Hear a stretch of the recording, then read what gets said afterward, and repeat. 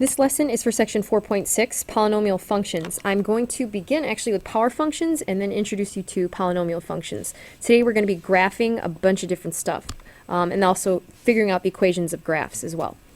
Okay, so a power function is in the form f of x equals k times x to the p power. K and p are constants. So this is our general form for a power function. Now over here I have a bunch of power functions listed. And notice that we have 1 in front of each of these power functions. So I'm basically saying k equals 1. And then if p is an even integer, I have this graphed here. Now x squared, y equals x squared is in blue here. Y equals x to the 4th is in green. And if I were to do y equals x to the 6th, it would look something like this. Okay? So you can tell that they're shaped very similarly. All of them are U-shaped, and they also go together in the extremes here. These both endpoints go up in your graph, and it also gets skinnier as we increase the even integer. Now, if you look at your odd integer functions, I've got x cubed written here in blue. X to the 5th is in green, and if I were to graph x to the 7th power, it would look something like this. Okay. Now, if you look at your endpoints here, the end behavior is different. So when you have an even integer function, an even power function, these endpoints of your graph go in the same direction. So these both go to positive infinity. As x gets very small or x gets very large, you're increasing to positive infinity in your y value. Now, for an odd integer function, your end behavior is the opposite direction. So as x gets very small, the y value gets very small. As x gets very large, so as x approaches positive infinity, your y value approaches also positive infinity. So it tends towards positive infinity. Now, of course, if this graph were flipped, then we have a reflection, and we say let's make that y equals negative x squared. Now, the end behavior for an even function is still together. These both go down. And for the odd integer, they still go in opposite directions. It just now looks like this, where your end behavior kind of switches. Okay? So we're going to talk a little bit more about end behavior, but that's what we mean by going the same direction or opposite directions. Now, you can graph a lot of these power functions using translations. So if I look at this, we've done this before. This is a little bit of a review here, actually. This is the mother function y equals x cubed. This is like a little baby function of our mother function y equals x cubed. So this is just a mother power function. Now, I know that this is going to be a reflection. So it's going to reflect over the y-axis. And it will also shift everything down 1. So shifts y down 1. And it also moves, or shifts, I guess you could say 2, moves all of your x values 2 to the left. Okay, now this is a transformation that I would expect you to be able to do on your own here. So I want you to try that and then check with the key. Now on the other problem, I'm actually going to talk this one out a little bit more. This one here you can see as the mother function y equals x to the 4th. Now if we're taking a look at this, I want to know at least some of my points. If I were to plug in an xy table here, I would get the point 0, 0. If I plugged in positive or negative 1, I would get the point 1, positive or negative 1, 1. And if I plugged in positive or negative 2, my output for the y would be 16. Okay? Now, these would be your typical points for this mother function, y equals x to the 4th. Okay? Now, in this case, if we look at this here and try to rearrange this a little bit so it's a little bit easier to read, think of this as negative 1/2 times x minus 3 to the 4th power. Now you have a vertical compression, so it's vertically compressed by a factor of negative 1/2. So you're going to multiply all of these values here by negative 1/2 before you would ever, do a vertical translation, and in which case you're not actually going to do translation because there's no like +1 after this. But so we're going to multiply all of our y values by negative 1/2. So I'm going to write that in, multiply those all by negative 1/2. And then this 3 inside here is going to add 3 to your x column. So you would add 3 to here because you're going to shift your x values right 3. Okay? So it's a horizontal shift. Sorry, I should write that in. It's a horizontal shift of 3 to the right. So I would like you guys to graph that and check again with the key using our points here, and then you can see what that function would look like. I would expect your function to look like this because we know it's going to look very similar to x squared, but it's been reflected over the y-axis. So you should get a graph that looks similar to this. If you don't, then you know you're doing something wrong. That's just another way for you to be able to check besides looking at the key. Okay, so we introduce you to power functions so that you can understand polynomial functions. Now, a polynomial function, here's the general form for it. Okay, it looks pretty difficult to understand and to read, but basically what you're looking for are all integer degrees, all integers values for your exponents. Okay, so this is an example of a polynomial function, and you can see I've got all positive integers, so I wouldn't want to see any negative integers here for the exponent values. It's also going to be written in descending order, where you have the highest degree term written first. So you can have multiple terms. You can have, in this case, we could also have an x squared term here for a total of 5, but you're going to have multiple terms in a polynomial function. And again, it's going to be written in descending order like this. Now, a polynomial function has no breaks or cusps. The word cusp just also means like sharp corners. So here, these graphs would represent stuff that's not a polynomial function, because here I've got a break in my graph, and here I have this little cusp here, or like that little hard corner, I guess you could say, because a polynomial function should always be a smooth curve, okay? I've also got another rule here that if the degree is n, and in this case, this function n is equal to 4 here, it's the highest power. So if the degree is 4 in this case, then I could have at most 3 turning points in my graph. Okay, and we talked about what a turning point is. So a function like this has 2 different turning points. It's where your graph, changes from increasing to decreasing, or vice versa. Okay, so this graph would have, for n equals 4, with a degree of 4, you could have at most 3 turning points. And then I'm going to talk about this third thing and use the actual graph here to help explain this. Now, as x gets very large or very small, then your polynomial function ends up looking like a power function. Okay, so even though this looks like crazy, we've got all these terms here, the end behavior of this function ends up looking like a power function that we just graphed using translations prior to that. So let me pull up a little PowerPoint really quick. Okay, now if we compare the graph of our power function y equals x to the 4th, and I have that exact same polynomial function that we were just looking at graphed here in blue. Okay, so we've got our power function in red and our polynomial function here in blue. You can see there are some differences in these two graphs, right? We've got this kind of wobble in our graph here, and it's definitely not exactly like our power function. However, as I zoom out, the graphs look a little bit more similar, so I'm kind of getting rid of that little wobble in this function. It's not, I wouldn't say disappearing, but it's starting to not look as dissimilar to our red graph. And as I zoom out even more, now the graphs look even more similar, okay? If I zoom out again, so look at our scale here. Our scale is huge. As x gets very big and as y gets very big, the graphs are going to almost become indistinguishable, okay? So take a look at my order here. It's huge, and as I even increase that one more time here, now they basically are indistinguishable. Okay, so I no longer see that like little wobble in my graph. Now it looks exactly like the power function, and that's because as x gets very large or very small, the leading term begins to dominate your function.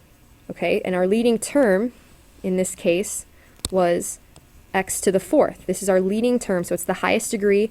This is n equals 4. The degree is 4 of this function, and now it's going to look like the power function y equals x to the 4th.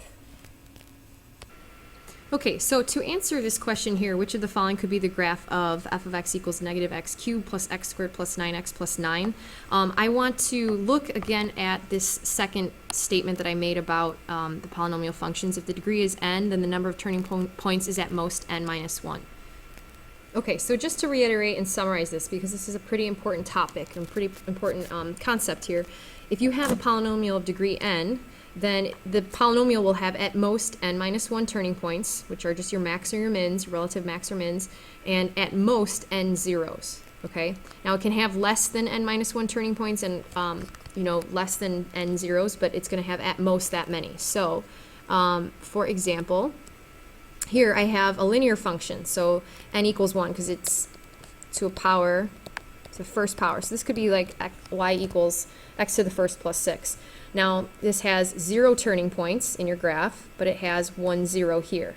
Now when n equals 2, a quadratic, like for example y equals x squared, then I'm dealing with n equals 2 and I have 2 zeros of the function and 1 turning point right here. So that's my relative min right here. When n equals 3, then I have 2 turning points and I have 1, 2, 3 zeros. And again, this is at most, so you don't have to necessarily have that many zeros, but it's at most that many. For n equals 4, I see that I have 1, 2, 3, 4 zeros and 1, 2, 3 turning points. Okay? So you get the idea as we increase in the degree of the function, what ends up happening. Okay, now to answer this question for which could be the graph of this function, we want to look at the dominating term here, which is going to be negative x cubed. So we know that our graph, instead of looking like this, should now have look like this, like our power function, right? Y equals negative x cubed looks similar to this. So we're going to pick either B or D, or sorry, C, because we can eliminate A, right? A we can eliminate. Now, when we're looking at that also, we know that it can have at most 2 turning points. So if I look at graph C, I have 1, 2, 3, 4 turning points. So that means that C is eliminated. My choice here would have to be B. Okay? All right, we're going to learn some stuff again about n behavior functions. That's just going to reiterate these same concepts here so that we can actually start to graph. Okay, so we're going to take a look first at some polynomial functions with an even degree. Okay, so I have my little spotlight here. First I want to concentrate on polynomial functions with an even degree and a positive lead coefficient. Okay, so notice what this graph ends up looking like. Now as x approaches positive infinity, y also approaches positive infinity. So as x gets very, very large in the positive direction, y also becomes very large in the positive direction. And what I mean by that is when you look at this part of your function here, this is going to continue to shoot up. So this is basically showing that as x gets very, very large in the positive direction, then y also gets very large. Now, we can also see that x as it approaches negative infinity, so as it gets very, very, very small, y will also go to positive infinity and get very, very large in the positive direction. So as this decreases and goes towards negative infinity in the x direction, y starts to increase here. So we're noticing that these are in the same exact direction when you have an even function. Now when we have an even function with a lead coefficient that's negative, now our graph here, let me blow this up a little bit, now our graph ends up looking just like the reverse of that function we just looked at. It's all that's happened is that it's been reflected over the x-axis. But if we take a look at its end behavior, so end meaning these corner points here, if we look at our end behavior, then as x approaches positive infinity over here, then y becomes very, very small, a very, very small negative number. So as x approaches positive infinity, y approaches negative infinity. Now on the other side, as x approaches negative infinity, then y approaches negative infinity. So these are all things that you want to make sure you really have a concrete understanding of. It's very abstract, but it's really important too that you understand how to do this so that when you go to graph your polynomial functions, you can very quickly graph them based off of their end behavior. Now when we look at odd functions with a positive lead coefficient, so positive lead coefficient here, we see that as x approaches positive infinity, y is going to approach positive infinity. So here, this is the part where as x approaches positive infinity, y is going to continue to increase to a very large positive number. As x approaches negative infinity down here, y is going to approach negative infinity as well. Okay, so really what you're seeing here is that you're going in opposite directions. Okay, when you have an odd degree function, polynomial function with a lead coefficient that's negative, that means that now it's just been reflected over the y-axis. So now you're seeing your graph go in opposite directions. So as x approaches positive infinity, now y is approaching negative infinity. As x approaches negative infinity over here, y is now approaching positive infinity. So hopefully you're noticing a trend. When you have an even function, it's going to go in the same direction as if x approaches negative or positive infinity, right? Here, you're going in the exact same direction. Here, we're in opposite directions when it's an odd function. So go ahead and make sure that you get down all of these little summaries here of end behaviors. Okay, so coming back to your note sheet, make sure here that you're paraphrasing all that information that we showed you prior to this. So look at the end behavior and make sure you sketch that down. Now, we need to talk about also multiplicity of your polynomial function as well as the behavior in your roots in order to start graphing. So I know we haven't done any actual examples where we've graphed, but we need all of this information, this background knowledge in order to graph. So the multiplicity of a term is how many times you see a 0 occur in a function. So the 0 here is 2, and it's occurring 3 times. There's a multiplicity here of 3. So to blow this up a little bit here for you, when you have here, we have a, I know it doesn't look like a polynomial function right now, but it's because it's in factored form. So we've been looking at polynomials that were in descending standard form, but if it's in factored form like this is a polynomial function that's just been factored. We see that we have a 0 at x equals 1. So this is where this is graphing. Now it's, this is not very accurate actually because it's supposed to be flipped over the x-axis here. So this should be flipped downward.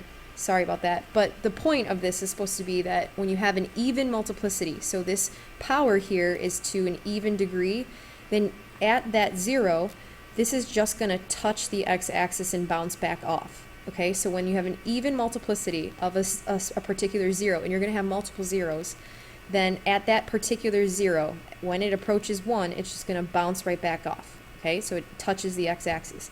Now, when your multiplicity is odd, it's going to cross the x-axis at that point. So at x equals -2 here, we're crossing the function, or the line y equals x. Okay, or sorry, y equals 0. So that's the difference between an even versus an odd. Okay, now the last major topic that we need to discuss before we can actually get into graphing is going to be to look at the behavior of your polynomial function when it approaches those roots. So we've talked about end behavior, you know, as x gets really big or x gets really small, but I also want to know what happens near the root, okay?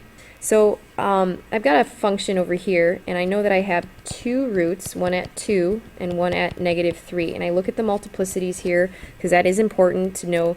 At x equals 2, it should go through, and at x equals -3, it's just going to bounce right back off, so it's just going to touch. Now, when I want to figure out my behavior near the root, what I actually do is substitute that value in for the other portion of your function, because really at x minus 2 cubed, we want to know what happens in the other portion of this function. So if I plug in 2 here, I get 5 squared. This is a positive, and I have x minus 2 cubed. Well, this graph then looks like basically the translation of y equals x cubed. It's just, you know, translated 2 and then has a vertical stretch of 25. But essentially what it's going to do is behave like x cubed at that point. And that makes sense here because we know that it's supposed to go through the graph. Okay, so it's going to behave like positive x cubed when it crosses at x equals 2. Now, on the other hand, when we look at x equals -3, now we're looking to plug in -3 into this term here. So we don't plug it back into here because we're going to obviously get 0. We plug it into the other non-zero terms, which is going to be here, and we plug it in, we get -5 cubed. So we end up with -125 times x plus 3 squared. So this would look like a parabola, right? It's going to touch the x-axis, but it's not going to go through it at x equals -3, and it's going to be a downward facing parabola because that number out in front is negative. Okay, so if I were to draw a quick sketch of this, and I'm kind of getting ahead of myself because I wanted to graph functions down here, but I think it's important for you to kind of put it all together in this example. Let me erase this real quick. when I take a look at this overall function, I want to know first what the end behavior of this would be. If I were to multiply all of this out, this is in factored form right now, but if I were to multiply all of this out, that first lead coefficient, whatever, or that first leading term, whatever that coefficient is, I still know that it's to the 5th power. So this is something of x to the 5th power, right? Because I have x cubed and then x squared, which gives me a total of x to the 5th for my degree. So the end behavior of this function, because this is positive, that means that for x to the 5th, it's going to go in opposite directions, similar to x cubed, okay? Now, I also know that I have two different roots, one at 2 and one at -3, okay? So I'm going to do a small sketch here. You might not have any room here. But at x equals 2 and x equals -3, the graph is going to cross this function. Now, I know that my end behavior is supposed to look like this. Now, that means that I can draw coming through here, right, because I know that it's as x goes to -infinity, it should go to -infinity in the y direction as well.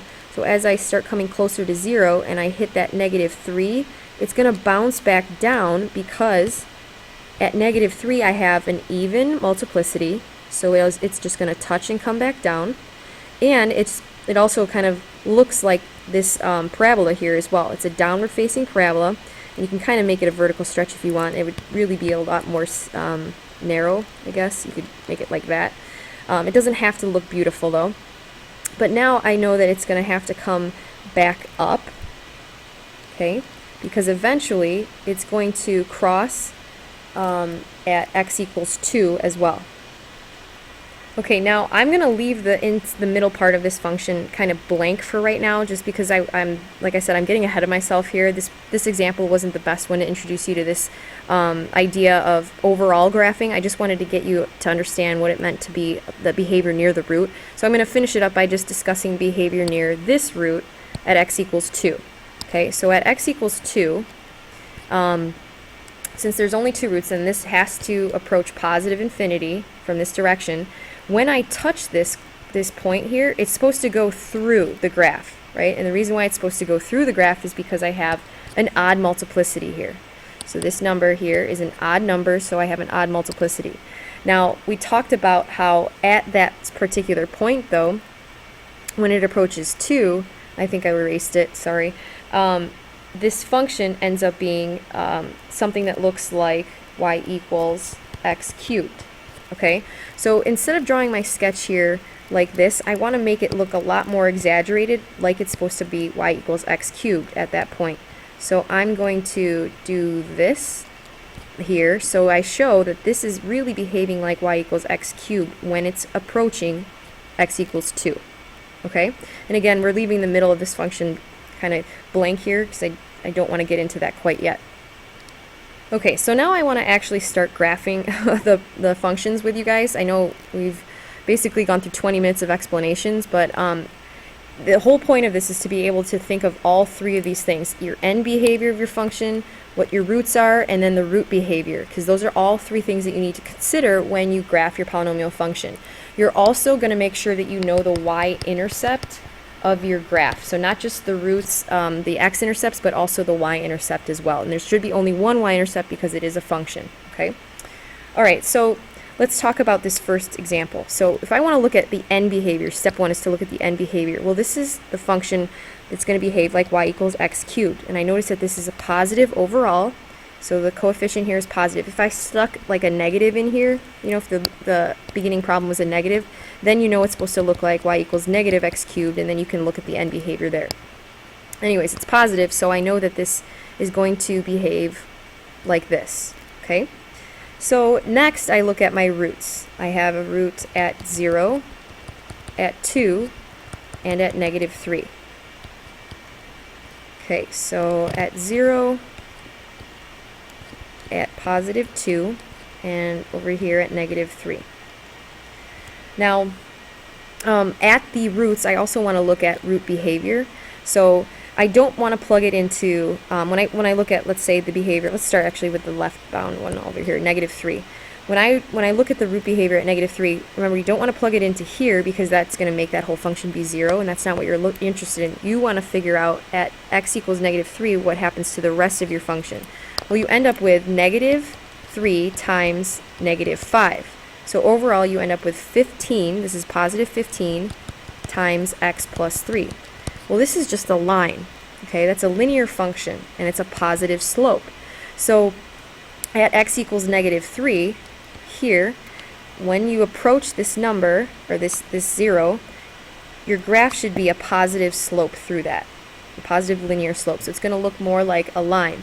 Now, it also kind of coincides with what we just talked about with multiplicities. This has a multiplicity of 1. It's an odd multiplicity, and that's why when it touches the root, it actually goes through the x-axis. Okay? Now, this is also consistent with the end behavior because I know that the end behavior is supposed to approach -infinity. Now, it's not quite looking exactly like a line, but what I want to do is sort of draw it like this and show, okay, that's supposed to be a line through here, and then at some point it's going to come back down and hit through this 0. Okay? So let's figure out what the behavior looks like at this 0. Now, I plug in x equals 0, not into here though, right, because that makes the whole thing 0. By plugging in x equals 0, I get -2 times 3. So I end up with -6x. Okay? So overall that function, if I plug in 0, I get -6x. So what happens now is that this ends up coming through here and looking like a negative linear function. So the behavior here looks like, I'm trying to get it as close to a straight line here, but now it's a straight line when it's close to 0. Okay? Then, as it approaches +2, I plug in 2 into here and I get 2 times that x minus 2. I don't plug it into there, but into the other function part here, I get 10 times x minus 2. So again, now I have an odd multiplicity, right? It goes through it, or it's got a 0 one time, so this should go through the graph. And I want to try to do my best to have like a smooth curve here. But it's also going to be a linear function, so this should look like a straight line. I got to do a little bit better job of that. So I'm going to adjust here so that I can give myself a little bit of room to make this also a more linear function. Okay? So as I look at that, I say, okay, this is a decent sketch because I have my end behavior following correctly. Behavior near the roots is also pretty consistent with what I'm seeing. It's going through the graph because of the multiplicity, and it's supposed to look like a line at each one of these values. A line here with a positive slope, a line here with a negative slope, and then finally a line here with another positive slope. Okay? So you can check it in multiple different ways to make sure that you're graphing correctly. And finally, one additional point that we're supposed to also find is the y-intercept. Now, the y-intercept is going to be found by plugging in x equals 0, and you notice that if you plug in 0 here, then the rest of the function is 0, so this is also consistent with having a y-intercept at 0, 0. Okay? All right, let's try to quickly graph problem 2 here. I know this video, I'm so sorry, it's getting really long. I'm actually going to skip problem 4 and have you guys try this. It's an application of being able to graph. You're working backwards. You're given the graph, try to come up with your own equation, check the key, and we'll talk about that tomorrow. Make sure you ask questions if you're confused in any way, shape, or form about question 4, but I definitely want to finish up 2 and 3 and show you these examples. Okay, so first I want to look at end behavior for question number 2. The end behavior here, if I add up the exponents for this, is going to be x to the 4th power.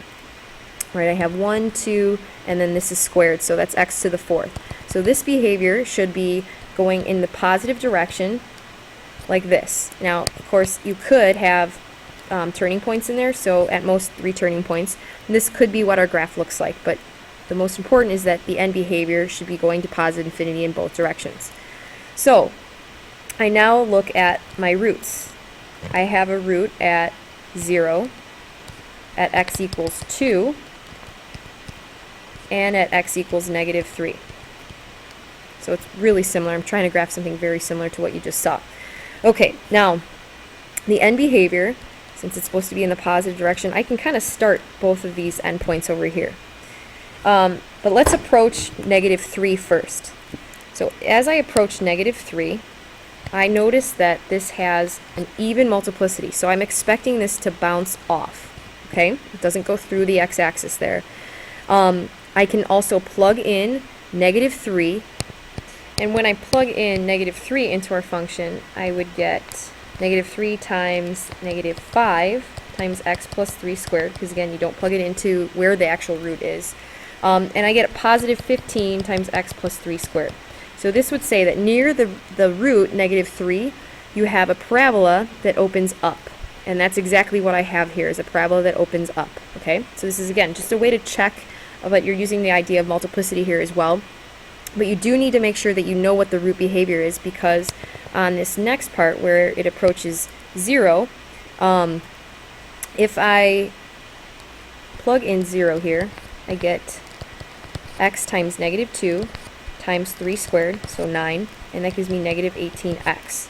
So I'm going to turn back down here because I need to have a negative linear function with a negative slope, and now that's approaching 0, so it looks like a linear function, -18x. Okay? Next part that I need to figure out is how it approaches x equals 2.